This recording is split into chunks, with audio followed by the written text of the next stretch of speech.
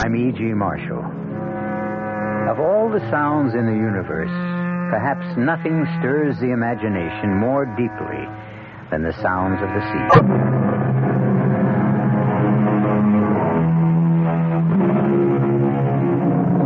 Come in. Welcome. I'm E.G. Marshall. Of all the sounds in the universe, perhaps nothing stirs the imagination more deeply than the sounds of the sea. People who have never crossed an ocean can still be transported in a walk along the beach, skirting the lapping tides, or standing high on the rocks with the waves crashing below. There's an eerie quality about the sea, and it conjures strange visions in any mind that is ready to receive them. Our story concerns the spell cast by the sea.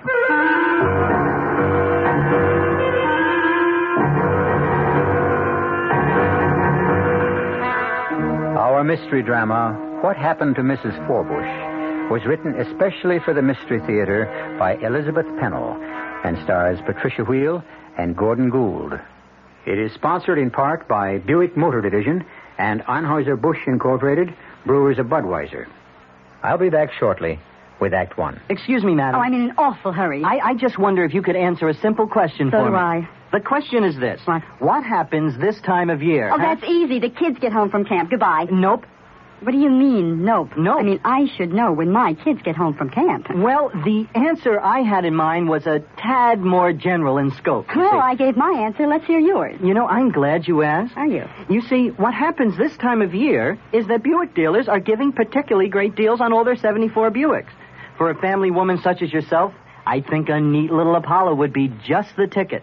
It's small, economical, but surprisingly roomy. And it's a Buick, so it's really quite elegant. You don't say. Uh-huh. Now, isn't that good news? Yes. I mean, that you can get such a nifty deal on such a nifty small car. To be sure it is, yes. To be sure. By the way, where do your kids go to camp? Guam. It's a small island in the South Pacific. Guam.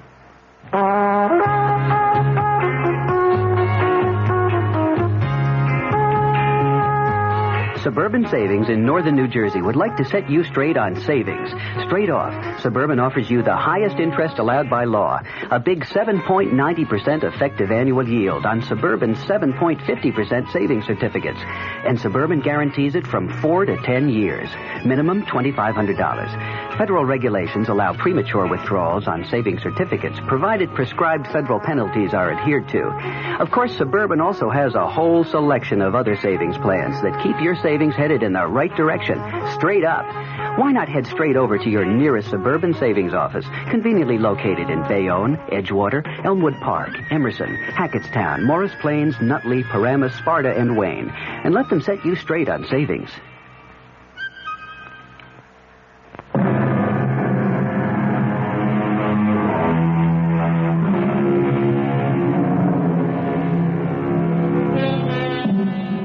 This story takes place at Captain's Cove on the shores of New England. Bert and Marjorie Desmond are inspecting a picturesque old house on a bluff overlooking the sea. They're city people, and in the past they have spent their vacations at mountain resorts or in dry desert places considered beneficial for the health of their son. But this year it's different, and they're getting more intrigued by the minute as Mr. Smith, the rental agent, shows them around. Oh, Bert, the view and the window seat. I haven't seen one like this since my grandmother's house when I was a child. I'm more interested in all these carved pieces over here. What do you call this stuff? Scrimshaw. Oh, yes. The things sailors made when they had time on their hands. Old Captain had quite a collection. Most of it's over to the museum. What can you tell me about this ship model? A schooner, isn't it? Yeah, that'd be Captain Forbush's ship, Desdemona. Sank, with all hands aboard. Oh, Mr. Smith, is that an island I see way out there? Nope, that's Dead Man's Rock. Oh, what a gruesome name. Was it the scene of a shipwreck? I understand some fella got murdered on that rock. Don't rightly know the circumstances. But there is an island further on out, known as Hiram's Hideaway. Said to be the place old Captain Forbush took himself off to when he wanted to get away from his wife. Good fishing. I'll have to look into that. Bert, are you sure we really want to take this house? Let's see the rest of it. There's a fine old staircase. Beautiful railing. I don't think it's been dusted in years. This house has been closed up most of the time. That's why it's such a bargain. Is there anything wrong with it? Nope. Tight as a drum. And a real historic monument. Now, you take this room. Oh, it's wonderful.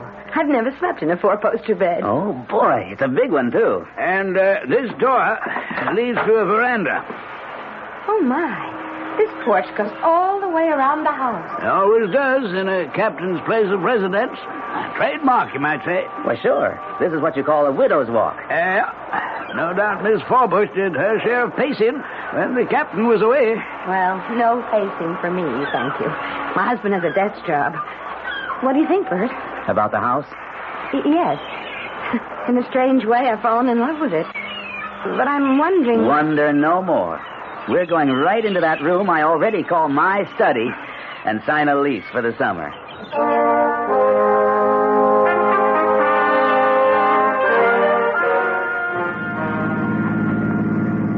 Bert. Glad you come to life. You haven't said a word since we left the cove. I thought you were asleep. No. I've been thinking and worrying. Worrying? About Robbie. Robbie? I can hardly wait to get his reaction when he sees where he's going to spend the summer. Bert, maybe we've made a mistake. Oh, you're kidding. No. That long, deserted beach and those rocks, it's a dangerous place for a boy. You'll have a ball. But it's not like any place we've ever stayed before. Have you forgotten how much of Robbie's life he's had to spend in bed? I haven't forgotten. But that's all over. The doctor said so. He said it was time Robbie started doing the things boys his age like to do. Not dangerous things. Bert, we're going to spend 3 months by the ocean. You bet we are. And the sea air will be good for all of us. Only, Bert, Robbie's never learned to swim.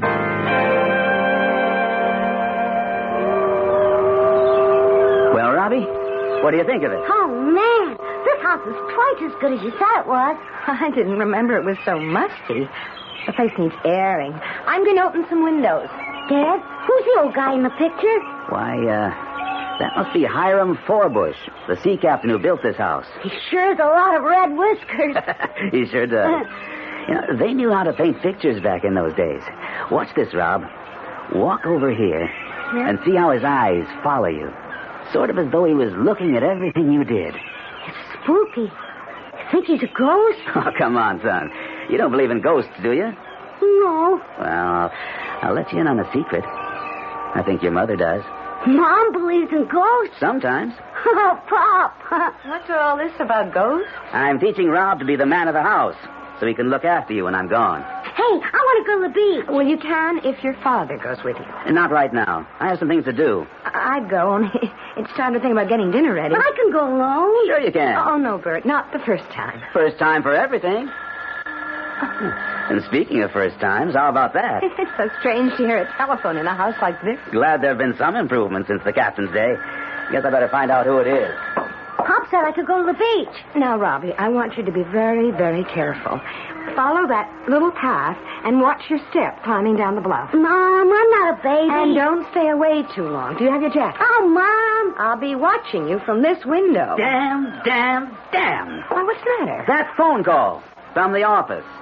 Wouldn't you know they're having a crisis and they want me back? Oh, no, Bert, we just got here. You're on your vacation. Won't be gone long. Just for the day to help get things straightened out. But it's a 4-hour trip. I know. I'll have to start very early tomorrow morning. And I guess I better spend tomorrow night in the city. But you promised that first thing tomorrow you'd see about swimming lessons for Robbie. It was a part of our bargain. I know, honey, but it's just a matter of putting it off for a day. Oh, you said... I thought I'd asked you not to climb on those rocks unless someone... Beach club and make arrangements for swimming lessons. And we'll meet some people so that you'll know the neighbors, and Robbie will have someone to play with. Robbie, dear, what were you doing on those big rocks today? Just throwing stones in the water. Mom, I can make them skip real good. I thought I'd asked you not to climb on those rocks unless someone was with you. I only climbed a little way. Well, no more climbing, young man, until your father gets back. But he's been gone for 3 whole days. Well, he's coming tomorrow. And we're going to let him know how well we've been getting along. Go to sleep now. I'm going out on the porch to watch the moon come up. Mommy, you promised to open the window very wide so I can hear the sound of the water? Yes, dear. The weather's changing. I can scarcely see the beam of the lighthouse. It's getting all misty. And don't be frightened if you hear the foghorn. I like that sound. Night. Good night, dear.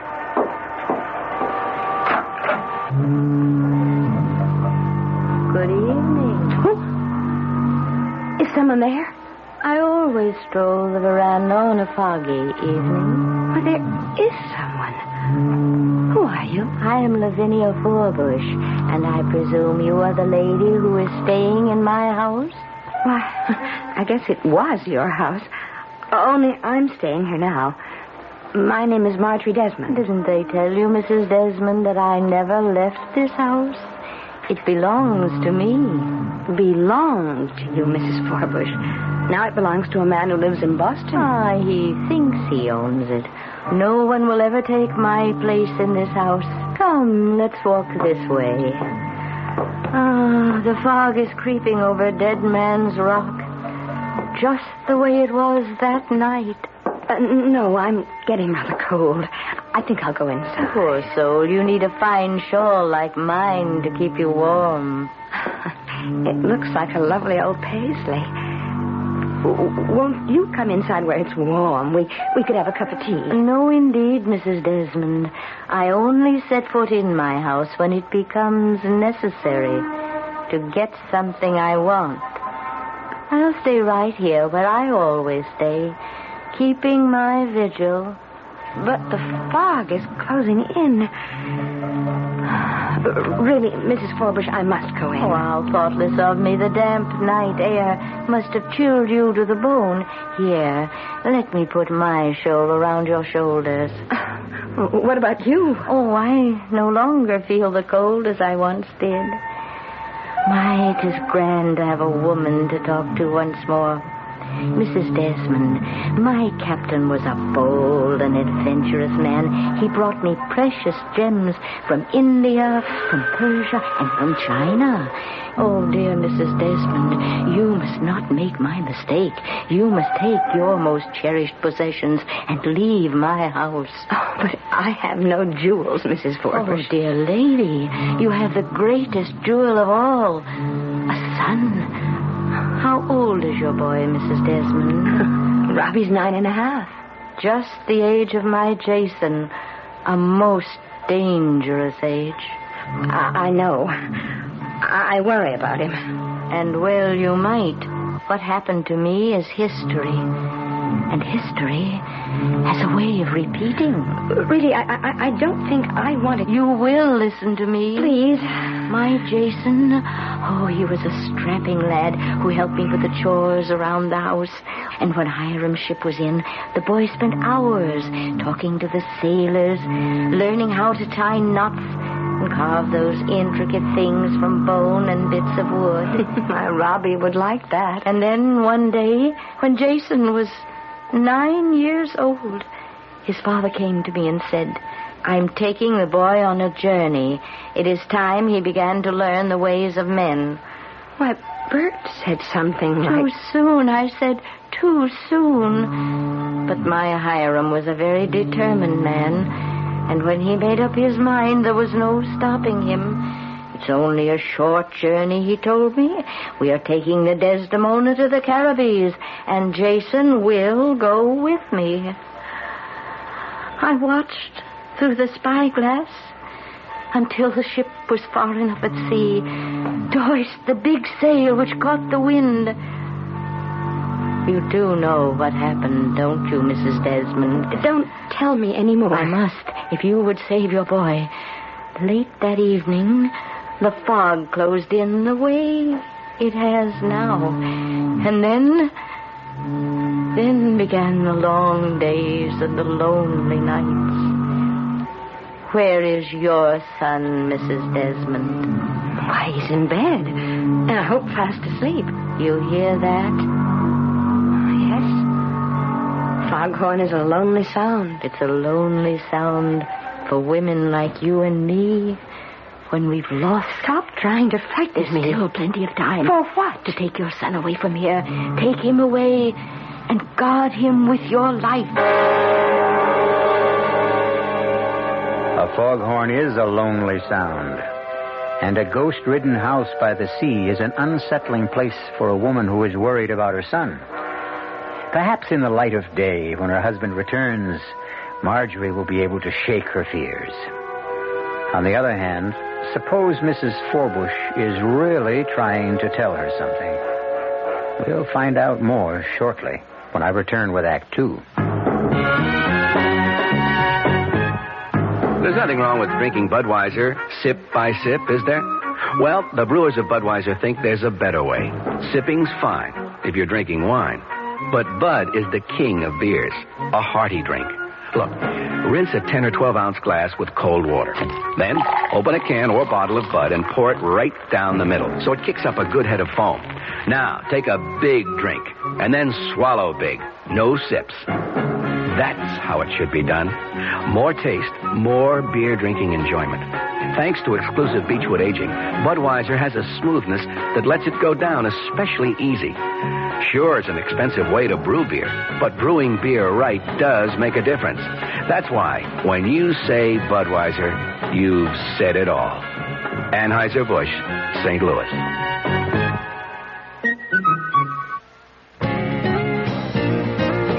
Hey, Mom, what's for dinner?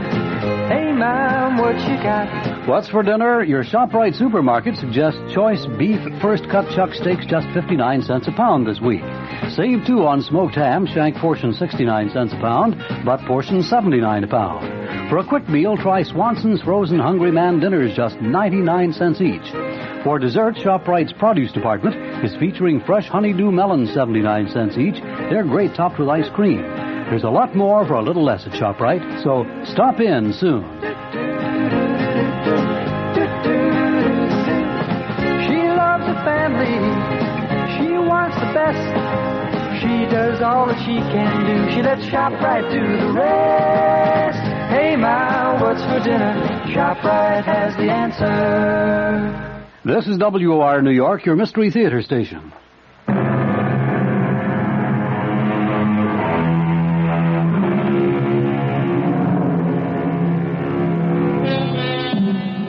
If you're afraid of what the future has in store, perhaps you look to the past for guidance. But Marjorie Desmond has had a strange encounter with the past, which only bolsters the fears she already has for her son. Is it possible that a ghostly presence from a former time can prevent or promote an impending disaster? Marjorie's husband has returned from his business trip, and we'll soon find out how he feels about what's going on. Bert, it's so good to have you back. Way longer than I expected. But I've only been gone a few days. Same old thing. You should be used to it by now. But this time it was different. I mean, this place... Well, now, tell me what you and Robbie have been up to. Bert, I want to show you something. Hey, where did you get that paisley shawl? I like it. So do I. It has such nice mellow colors. Where did you find it? In the old captain's sea chest? No. It was given to me. Well, that's a nice gift. Who's been around while I was gone? You're not going to believe this. Well, let me guess. It was given to you, only it wasn't really a present. You had to pay some enormous sum for it, and now you're afraid to tell me how much it cost. No, Bert. And I know you won't believe me. I won't believe you if you say Captain Forbush came to the door and said, "My dear Mrs. Desmond, please let me in. I've returned from a long and tiresome journey, and it would please me very much if you would cook up some bacon and eggs." No, Bert. It wasn't Captain Forbush. I'm happy to hear that. It was Mrs. Forbush. What? You're going to laugh. I know you won't understand, and I didn't either, only it happened. For heaven's sake, Marge, what happened? It was a foggy night. You sure? Spooks always come out on foggy nights. Now tell me, where did you really get that shawl? I got it from Mrs. Forbush. Let's not play games. I'm tired. She was there, She Bert. was where? On the widow's Oh, hall. cut it out. I talked to her, and she told me what happened to her husband. Sure. Mr. Smith told us that. The captain was lost at sea. But Jason... Who in heck is Jason? Their son. Oh, Marge, will you please talk sense? Now, where did you get that shawl? I told you from Mrs. Forbush last night when we had a long talk. Now, I've heard everything. Okay, it's a joke. And I do think it's pretty funny. We're living in a haunted house, so let's enjoy it. If you don't want to tell me where you found that thing, okay. I'll play your game. At least until tomorrow. Don't you want to hear what she had to say? I don't want to hear any more of this crazy story. Come to bed. And tomorrow we'll have a great big laugh over this whole thing. And maybe you'll remember where you really found that shawl.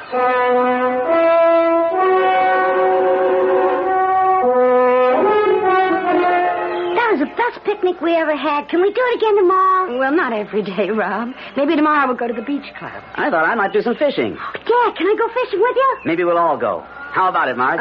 Count me out. You know how I feel. I know. You like to eat the poor little critters, but it's cruel to catch them on those nasty hooks. Well, it is. Robbie and I may just go off and forget to come home. Take your son away from here. Take him away and guard him with your life. Well, honey, what's the matter? You look as if you'd seen a... It's nothing, Bert, nothing. I just have to be alone for a minute. Hey, Dad, what are all these things over here on the shelf? That's called scrimshaw, Rob. Scrim? These are things that were made by sailors a long time ago. When they were on those sailing ships and the sea was calm, they didn't have much to do. So they carved pieces of bone or wood and painted shells. I'll bet I could do that. You'd have to learn how to use a knife. Would you teach me, Dad? It's bedtime, young man. Up the stairs. If I was on a boat, I wouldn't be going up any old stairs. I suppose you'd be climbing the ropes. Or walking in the gang. No, I asked that fisherman today where he slept, and he said down below. Unless you want to sleep in the cellar, the direction is up. Get going. Aye, Captain. Nice day today, Marge. And I don't know when I've seen Robbie so happy. Oh, he's certainly having a good time. And tomorrow when we go to the beach club, we can make arrangements to have him start taking swimming lessons. I'm not sure they have regular classes. Then we'll get him a private instructor. Marjorie, I'm perfectly capable of teaching him myself. I won a medal in college, remember? Well, of course you're a good swimmer, Bert. And I thought... Oh, I suppose if Robbie had been well, you would have taught him long ago. But don't you think he'd learn more quickly now if an outside... Hey, there's nothing wrong with his old man, is there, Marge? I have to finish up the dishes. Let's talk about it when I'm through.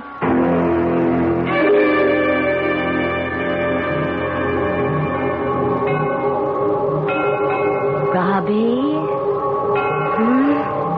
Don't be frightened.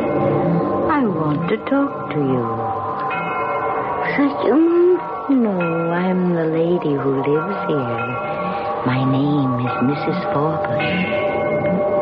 Say, do you know the man with the red whiskers? He is my husband. And maybe you could tell me about that boat on the shelf downstairs and all those other things. That ship was one of the proudest vessels to sail the seven seas, and Captain Forbush himself made that model. Do you think it would sink if I tried to sail it? Oh, you must never, never try. Oh, my dad won't let me even touch that boat with the sails. But I can play with the other things. You know, the bones and the shells. I know. And I brought you one that was a favorite of my son. He was just about your age. Now, do you have a candle I can light? There is one over there in the bureau, but I could just turn on this light. No need to waste electricity. I never had it in this house. That doesn't look like a match to me. A tinder box. Best thing in the world for striking a light. There. Now, Robbie, what do you think of this? Wow. What a big shell. This is for you, Robbie. To keep for Jason while he is away. Where's he gone? I'm hoping you will help me find him. Oh, I'll be glad to help you. Because if he was here, we could climb the rocks together and explore that pirate's cave. We'll look for him, Robbie. We'll look for him together. So now, if you will come with me... I couldn't go anywhere without asking permission. But this is my house, and I am giving you permission. But I still couldn't go without asking. Quickly, boy. Come on. Put on your clothes. Mom! Dad! What is it, Rob? Why, Robbie, what are you doing with a candle burning? You know how dangerous... I didn't light it, Mom. You tell them, Mrs. Where is she? Where's who? That lady, Mrs. Forbush. She was standing right there. Oh, good Lord, not in here. Rob, there's no one else in this room. You've been having a dream. No, Dad. Honest, she was here. Look what she gave me. Not you, too. Say, that's a very interesting shell. So where did you find it? Dad, I didn't find it. Mrs. Forbush said it belonged to her son, and I could borrow it until he comes back. That's a likely story. You can make up a better one than that. But that's exactly what she said. I'm going to help her find him. And when he's here, we can play together down on the beach. No, Robbie, dear, that's not possible. You're both being impossible. But the trouble is, we have to find Jason. Oh, stop it, Robbie. I won't hear any more about this Jason. Rob, you've had a dream. It seems very real. But now it's over. And tomorrow you'll have forgotten all about it. But, Bert, what about the candle and the shell? Well, there must be some reasonable explanation. But let's not think about it now. I'm blowing the candle out, and Robbie's going to sleep. Good night, son.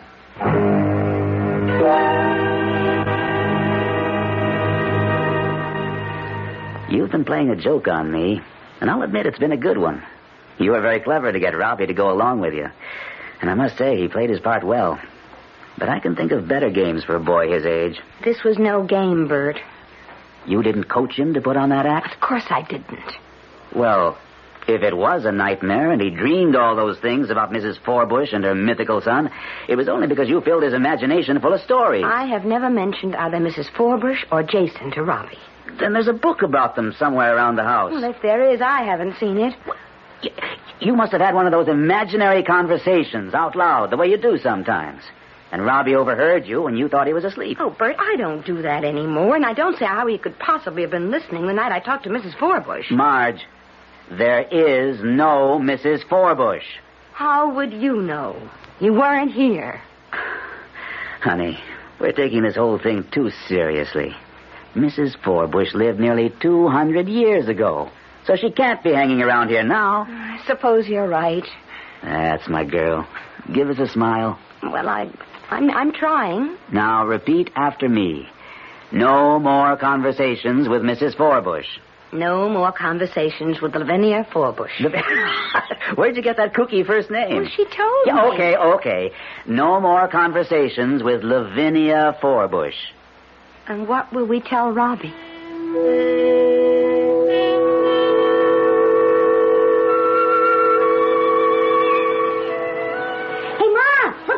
Bought me. He's teaching me how to catch fish. Oh, well, it looks as though you bought out the store. But did you get my groceries? Yep. Groceries are all right here. But hold off on the steak. We just may come back with something very special for the frying pan. Look, Mom, my very own rod. Did you ever see one of these? This is a reel. Yes, dear. It looks like a very nice reel. Where will you use it? Down at the wharf? Nope. We're going to get Rob off to a really good start. I've rented a boat. What kind of boat? Oh, just a putt-putt. You know, one of those flat-bottom jobs with an outboard motor. But you aren't going out to sea. Sure. Well, look at it, Marge. Smooth as glass. What do you know about the tides and the currents? Marge, we aren't planning a trip to China. Where are you going? To that island. It's so clear today, you can see it from here. Don't you worry about a thing. See? I bought him a life jacket, and he's going to wear it every minute of the time. We promise, don't we, Rob? Sure, Pop. Promise me you won't go far? I told you, we're only going out to that island. When Mr. Smith said the fishing is good. What did he say the island's called? Hiram's Hideaway. Oh, yeah. Sorry I asked. Have a good time. If you stand on the porch with the binoculars, you can watch us most of the way.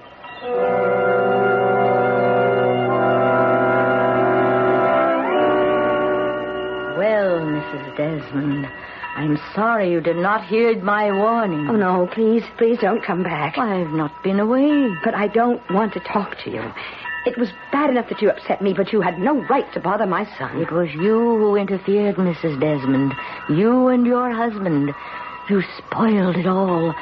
I was trying to save your son before this happened. Nothing has happened, Mrs. Forbush, and I won't let you alarm me anymore. But you are alarmed, Mrs. Desmond, and well you might be. Why did you let him go? See, they are already out of sight. And if you don't act quickly, you'll never see either your husband or your son again.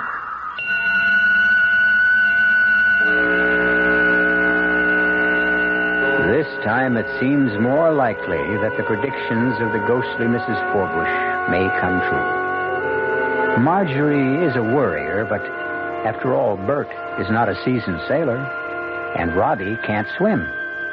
No, they're not setting off for China, but they are tempting fate. And it's too late to turn back now.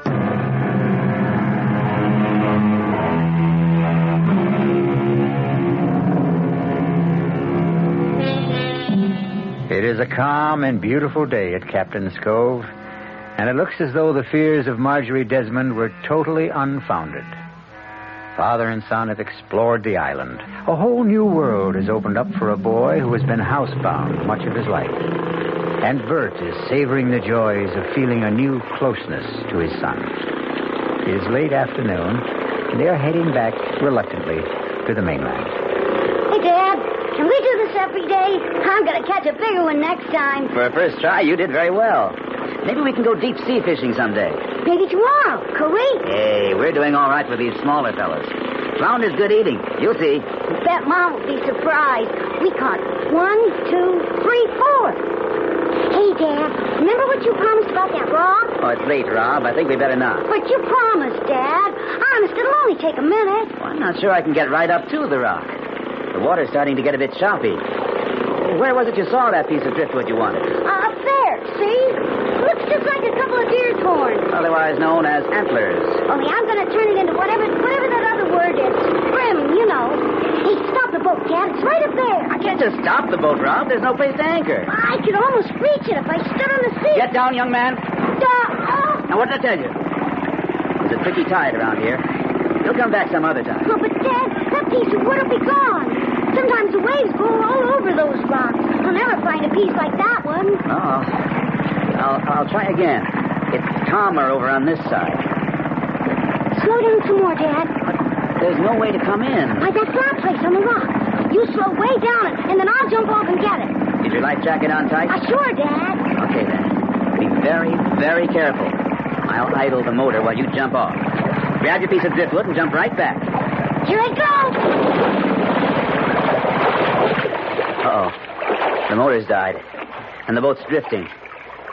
You stay right there, Rob, while I get it started.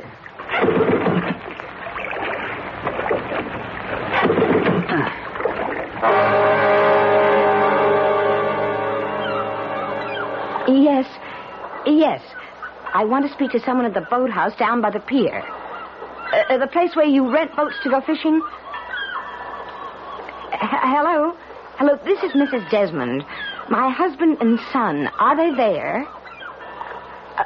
No, they rented a boat from you this morning to go to the island.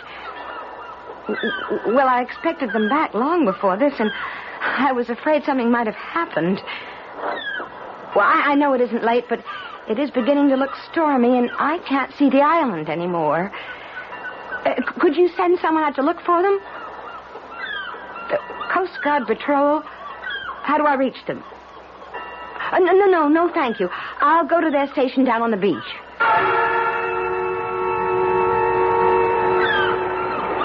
No use going to the Coast Guard station, Mrs. Desmond. They've taken the cutter and gone in the other direction. But Bert and Rob, I'm afraid they're in trouble. They are in trouble, Mrs. Desmond. Out by Dead Man's Rock. Then we must send someone after them. No one to send, unless we do it ourselves. How can we? I've done it before, and if the two of us pull together... What are you talking about? The rowboat over there.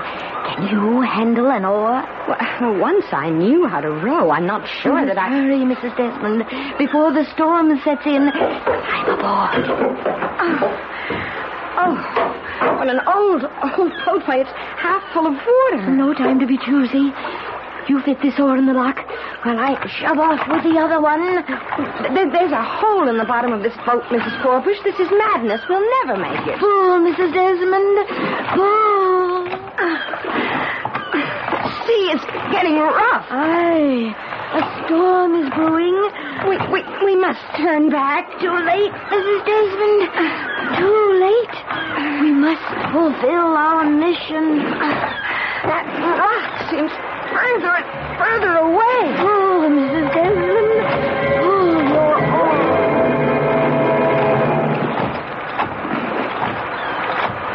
It's no use, Mrs. Forbush. We're going to stay away from that warning bell. The boat is sinking, Mrs. Forbush.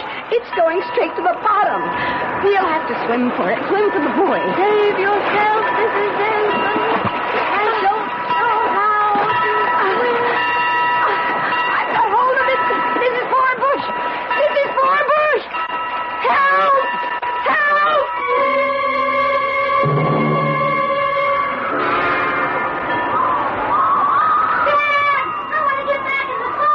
Stay right there, Rob, until I can get closer. I can't seem to get this darn motor started. Hello! Who are you? Hiram Forbush, at your service. Captain Forbush? Are you in difficulty? Can't seem to get this stupid motor started. Give me wind and sails any time. But they're not going to help me now. My son and I... Is your boy over yonder? Yes. I should never have let him off on the rock. Dead Man's Rock's a dangerous place to be. But one of my men will get him. I'll be very grateful for anything you can do. We have to get home. Couldn't you put us ashore in a rowboat? Can't spare the men to take down a long boat. And my only rowboat was most rotted away. So I left it back on the beach. Oh, there must be some way. I'll pay you very well. All the money I want is out where we're going. And we can't stay around here any longer. So climb aboard and... No, I'll take my boy back in this boat, and someone else will come along, or they'll send the Coast Guard to look for us. You won't last long in that thing. There's a storm coming up. Then please, send up some kind of a signal, a flare, a rocket, Shoot off a cannon and rouse the whole town? No need for that. We're not in any trouble. But we are.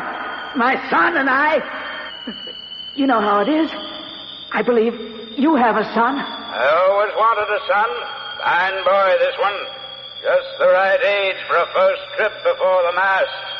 Well, I'm giving you your last chance. Captain Forbush, let's be sensible. I have obligations to meet. Sounds to me as though you have a guilty conscience. Lively with the sheets, men. She's coming about. Up with the sails and dead ahead.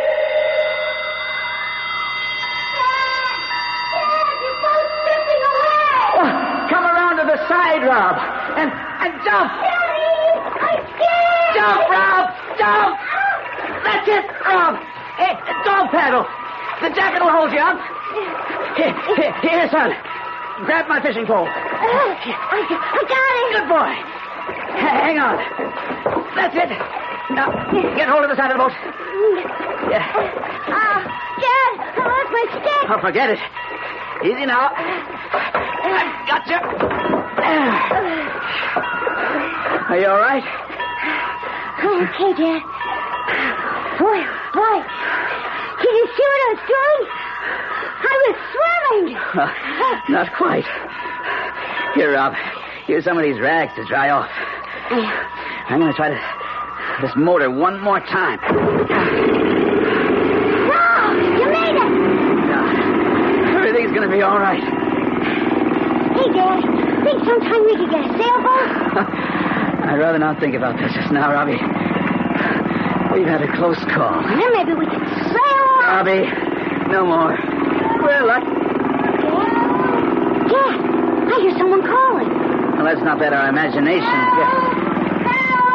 Over there, Dad. By that thing standing up in the water. Good Lord. There's someone clinging to the buoy.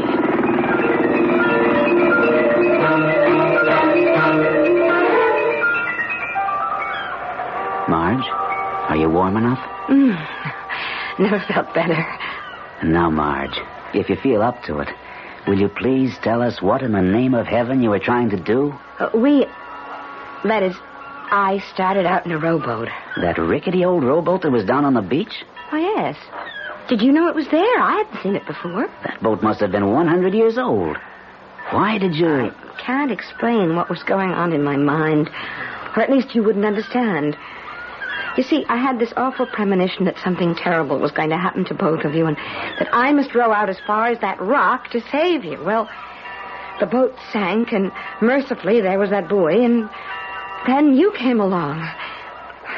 Please don't ask me any more questions, because now that you're both safe, all those crazy notions I had are gone forever. But something did happen, didn't it, Bert? Something happened, all right. We were starting back when the motor conked out. And you won't believe this, Marge, but suddenly everything was deathly still. And out of nowhere came this big old ship, like the one in the model over there. That's right, isn't it, Rob? Oh, Dad. And over the rail leaned that face with the cold blue eyes and the bristling red beard. None other than Captain Hiram Forbush. Oh, you're being mean, Bert, but I guess I deserve this. Go on. You don't believe me, do you, Marge? But I tell you, there he was, big as life. I begged him to take us back to shore, but he said he was heading for the Caribbees. He had Robbie up on the deck while I was trying to start the motor. And then that sailing ship started to take off. And I looked up, and that's when I yelled to Robbie to jump. Hey, Dad, that's the best story I ever heard. Now can I tell Mom what really happened? What really happened? You see, Mom, it was like this. I saw this piece of wood like antlers on that big rock. And I wanted to make something out of it. You know, some of that scrim stuff. And I begged Dad to let me get it. So he slowed down the boat and I jumped off. Oh, that was dangerous, Rob. Well, it would have been all right, except the motor conked out and the boat was drifting away. So I had to jump in the water, or I'd still be on that rock. And, oh, Mom, I was scared. But I almost swam. A swimming lesson for you tomorrow, Robbie. I promise. Mom? You tell me something, please? Yes, dear. What happened to Mrs. Forbush? Robbie, why do you ask a question like that? I've been worried about her. She drowned, didn't she? Yes, Robbie. She drowned. But that was a long, long time ago.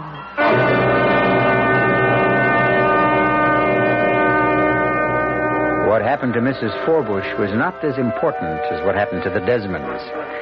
A possessive mother learned she must loosen the bonds with which she held her only child, or live in an ever-present nightmare of fear. And a self-centered father discovered that if he neglected his wife and son, he ran the risk of losing them. Such lessons are learned and sometimes forgotten in strange and frightening ways.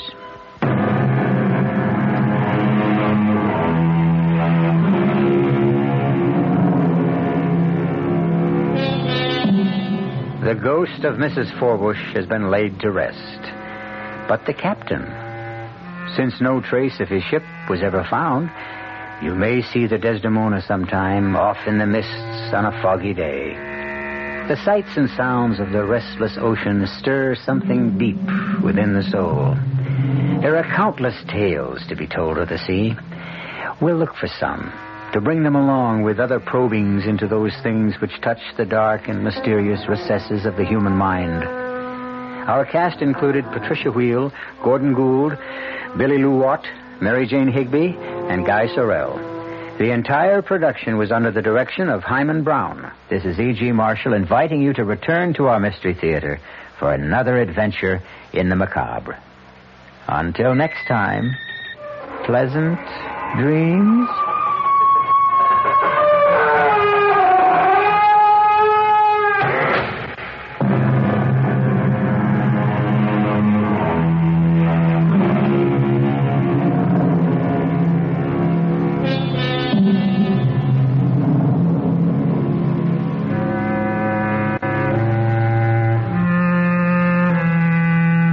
WR Mystery Theater has been brought to you by ShopRite Supermarkets, where you get a lot more for a little less, and by Suburban Savings, with offices throughout North Jersey.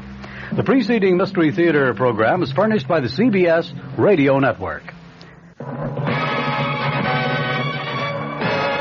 I'm Fulton Lewis in the Mutual Broadcasting System studios in Washington, D.C. Now, my commentary.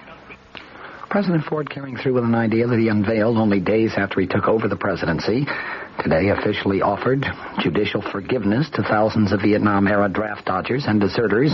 Forgiveness on one condition, namely that they reaffirm their allegiance to the United States and work for up to 24 months in public service jobs to really underscore that allegiance. The amnesty program became effective immediately today when the president signed a proclamation and 2 executive orders during a brief nationally broadcast appearance in the White House Cabinet Room. Under that program, draft evaders and military deserters who have not been convicted or punished can turn themselves in before next January 31st, reaffirm their allegiance to the nation, and agree to spend up to 2 years in approved public service jobs, such as hospital orderly. The length of service, the president explained, could be reduced for mitigating circumstances. For men already convicted or punished for desertion or draft evasion, the president established a 9-member clemency board to review their cases as equitably and as impartially as is humanly possible. Just to ensure that the cases will be heard with a very sympathetic ear, the president appointed Charles Goodell, the former Republican senator from New York, and probably the most outspoken of all Republican critics of U.S. involvement in the Vietnam War, as the new chairman of the new Clemency Review Board. A second member of the board, the Reverend Theodore Hesburgh, has spoken out in favor of unconditional amnesty, and thus will be a second sympathetic listener to clemency appeals. He is, of course, the president of Notre Dame University, and like Goodell, he was a very ardent critic of U.S. Vietnam policy. Men now in prison will have their cases reviewed first, and officials said that their confinement would be suspended as soon as possible. The president explained that in dealing with amnesty, he was following the precedents set by other presidents who faced similar post-war situations. He specifically mentioned Abraham Lincoln and Harry Truman, a Republican and a Democrat. The president added, quote, "My objective of making future penalties fit the seriousness of each individual's offense and of mitigating punishment already meted out in a spirit of equity has proved an immensely hard and complicated matter, even more difficult than I knew it would be." He recalled his own words in announcing back on August 19th that he would give the men involved a chance to, as he said then, to earn their return to the mainstream of American society. With the divisive Vietnam War over for more than a year, the president said, "I was determined then as now to do everything in my power to bind up the nation's wounds." You may be interested in some of the technical aspects of the amnesty order that was issued today by President Ford. Returning draft evaders will be required to report to U.S. attorneys within 15 days after they arrive back on American soil, while deserters will have to report to military commanders within that same grace period. Attorney General William Saxby said that he estimates that 2,500 draft resistors are going to take advantage of the conditional amnesty offer, and he said a larger number of deserters will also do so. Questioned by newsmen as he left a congressional hearing, Saxby said that the president's plan goes right down the line with recommendations submitted by both the Justice and the Defense Departments. Congressional reaction to the president's announcement was pretty mixed. Senate Republican Whip Robert Griffin of Michigan hailed the president's decision as a courageous, compassionate move, while House Republican leader John Rhodes of Arizona said that it should have broad support on Capitol Hill. Among the Democrats, House Speaker Carl Albert said that he is accepting the president's leadership, but he added, quote, "I don't know what he is going to do." Senate Majority Leader Mike Mansfield said that he will give full support to the program, but Alabama Democrat Senator James Allen seemed to be critical, saying that the action is going to be unfair to those who did serve in Vietnam. Senator Allen's view seemed to be the view of spokesman for some of the nation's veterans organizations. John Stang, the commander-in-chief of the Veterans of Foreign Wars, said here in Washington today that the president's action does a gross injustice to those who did serve honorably, those who died and received wounds, and those who were for so long imprisoned. Stang said that the veterans do not want revenge. He said all we ask for is justice. The president's program provides amnesty in exchange for the up to 2 years of alternative duty in public service jobs. Stang took issue with the idea of those public service jobs. He said, "Why provide jobs for those who would not serve in Vietnam when the unemployment rate for the young Vietnam veterans is now over 10%? William Houck, the national adjutant of the American Legion, said that the president's plan violates the principles for which millions served their country honorably. Thousands died in combat, and thousands more were wounded. Bus Mills, the executive director of the National League of Families of American Prisoners and Missing in Action in Southeast Asia, was equally unhappy about the president's announcement today, saying, "We are completely bewildered and disillusioned." He complained that the president announced his amnesty program before he announced any plans to obtain an acceptable accounting for the 1,300 U.S. servicemen that are still unaccounted for in Southeast Asia. On the other side of the coin, Mary Ramberg of the Mississippi chapter of the American Civil Liberties Union said that those who evaded service have committed no crimes, and yet the justice they're getting is really a mock trial outside the judicial system. Stephen Wayne Trim, a former Chatham, New York resident now living in Hamilton, Ontario, fled to Canada in 1969 after an appeals court refused to overturn his conviction on draft evasion charges. Trim, who sought exemption as a conscientious objector, was charged with bail jumping when he fled north. He said today that President Ford's plan leaves too many questions unanswered. He added, "I would have to be assured, even if I may get amnesty for the initial conviction, that I will have immunity from the bail jumping charges." As for the job program, Trim said, "It depends on the work. I have nothing against humanitarian work if it is truly humanitarian, but who knows yet what it is precisely going to be." Here are some of the statistics regarding the program that was unveiled today. Officials say that about 15,500 draft evaders are potentially eligible for the clemency. Of these, about 8,700 have already been convicted, and another 4,350 are under indictment. Of those under indictment, 4,060 are listed as fugitives, and an estimated 3,000 of them are currently in Canada. Prison sentences now are being served by 130 persons who were convicted of draft evasion. According to officials, some 500,000 incidents of desertion falling within the scope of the clemency program were recorded during the Vietnam War. They said 660 deserters now are serving prison sentences or are awaiting trial, and about 12,500 deserters are still at large, with about 1,500 of them in Canada. To be eligible for clemency, deserters would have to have committed offenses between August 4th, 1964, that is the date of the Senate's Tonkin Gulf Resolution, and March 28th, 1973, the day the last U.S. combat soldier left Vietnam. Clemency will not be considered for deserters or evaders who face other unrelated charges. The President's proclamation today did not specify the types of jobs under the alternate service program, but officials said that they would be the same as those filled by conscientious objectors in the past, and roughly half of those jobs were in hospitals or other institutions, such as homes for the elderly. The salaries would be paid by the private employers.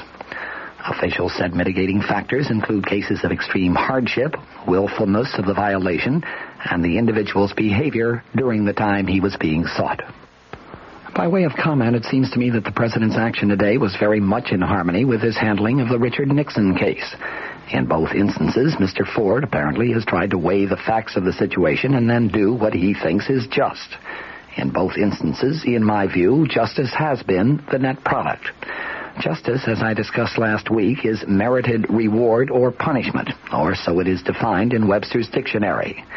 In the case of Richard Nixon, there has been an admission of some misconduct, or at least mistakes on the part of the former president, and there has certainly been punishment, the end of a political career and perhaps even of a private business career, plus the personal anguish that has touched not only Mr. Nixon but his entire family, and of course in the Nixon case, there is also the added problem of an apparently serious illness, a very serious illness, which Mr. Ford may well have taken into consideration when he spared Richard Nixon of any prosecution for any criminal offenses which may have been committed during his presidency. In the case of the Vietnam deserters and draft dodgers, there is now the gesture of goodwill and compassion on the part of the United States government, but there is also going to be merited punishment, coming in the form of those 2 years of public service work. That, in my view, constitutes justice. Let's try to heal the wounds of both Watergate and Vietnam, and let's work quickly to make both of them chapters of ancient American history. President Ford announced today that the White House Chief of Staff Alexander Haig, Jr. is being recalled to active military duty and will soon become Supreme Commander of the North Atlantic Treaty Organization forces. In the meantime, meeting here in Washington, the Republican National Committee today unanimously approved its first woman chairman. It also heard President Ford declare the November election in a battle to elect an inflation-proof Congress.